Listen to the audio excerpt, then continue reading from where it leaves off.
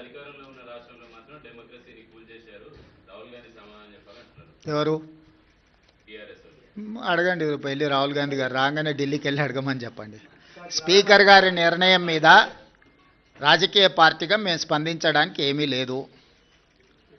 Speaker గారి నిర్ణయాన్ని వాళ్ళకు నచ్చకపోతే న్యాయస్థానాలు ఉన్నాయి.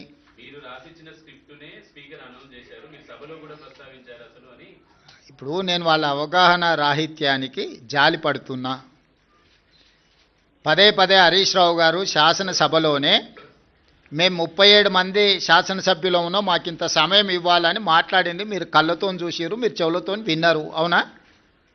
ప్రతిసారి శాసనసభ ముగింపు సమావేశాలలో స్పీకర్ గారు ఒక బులెటిన్ ఇష్యూ చేస్తారు. ఏ పార్టీకి ఎంతమంది శాసనసభ్యులు ఉన్నారు, వారు ఎంతెంత సమయం మాట్లాడినరని ప్రతిసారి బులెటిన్ ఇష్యూ చేస్తారు స్పీకర్ గారు. ఇప్పటివరకు జరిగిన అన్ని శాసనసభ సమావేశాల ముగింపులో స్పీకర్ గారు స్పష్టంగా ప్రకటించారు. ఏ ఒక్క రోజు కూడా స్పీకర్ గారి నిర్ణయాన్ని వాళ్ళు ప్రశ్నించలేదు.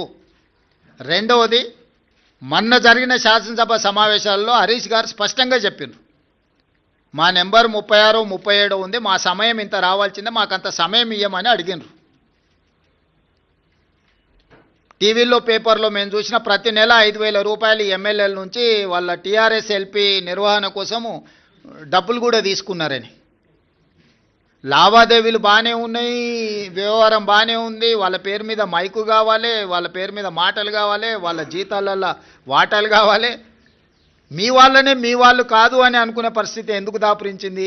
ఇంత రాజకీయంగా ఇంత దుర్భరమైన, ఇంత నికృష్టమైన పరిస్థితి ఎవరికైనా వస్తుందా? సొంత పార్టీ ఎమ్మెల్యేలనే మా వాళ్ళు కాదు అని.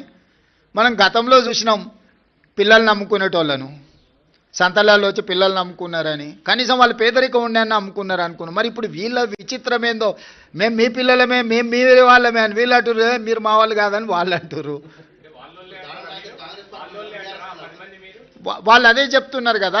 ఎవరి ఇప్పుడు దాంట్లో ఎవరు మైనర్స్ లేరు, అందరు మేజర్లే కదా, విజ్డమ్ ఉన్నోళ్ళే కదా.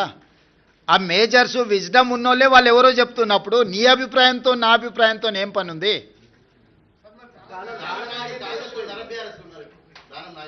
నాగేందర్ గారు చెప్తారు కదా, మీరు అడగండి చెప్తాం, మీరు అడిగిండ్రు అని చెప్పి.